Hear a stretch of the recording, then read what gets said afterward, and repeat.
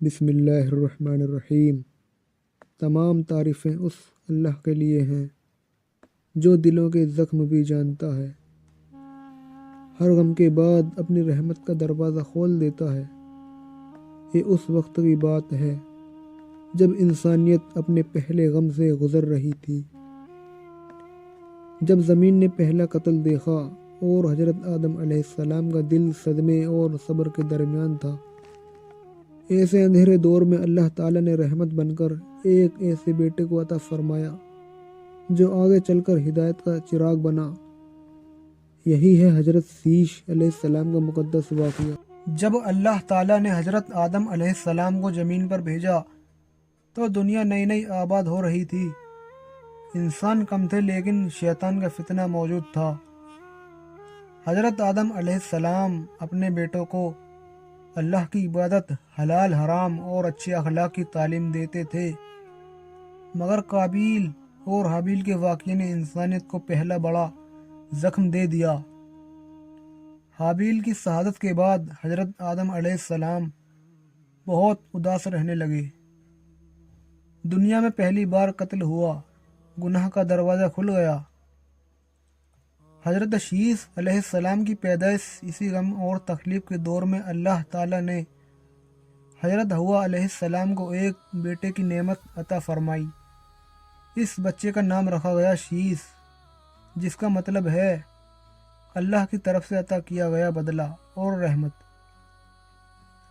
حضرت آدم علیہ السلام نے فرمایا، یہ بچہ میرے لیے صبر اور سکون کا ذریعہ ہے۔ حضرت شیش علیہ السلام بچپن سے ہی شانت مزاج، سچ بولنے والے، عبادت پسند اور سمجھدار تھے۔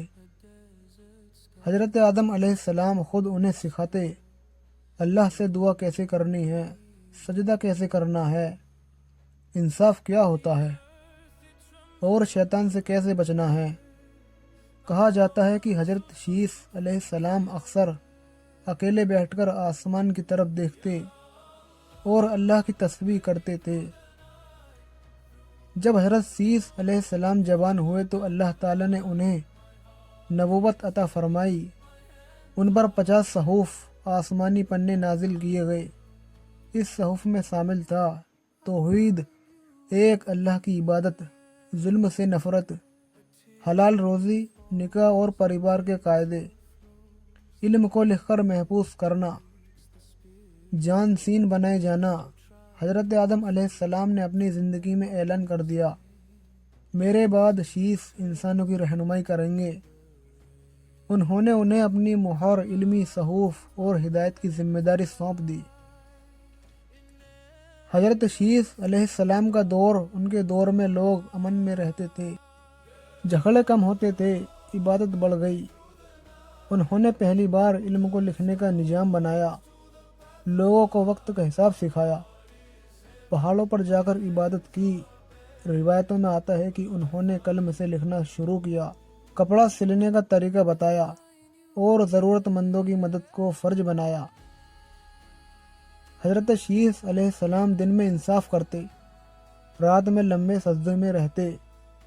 ان کا قول یہ تھا، جو اللہ کے آگے جھک گیا، دنیا اس کے آگے جھک جاتی ہے۔ جب ان کی عمر بہت زیادہ ہو گئی، روایت ہے 912 سال، تو انہوں نے لوگوں کو اکٹھا کر کے فرمایا، دنیا دھوکے کی جگہ ہے، نیکی جمع کر لو، اللہ سے جڑ جاؤ اور شیطان سے بچو۔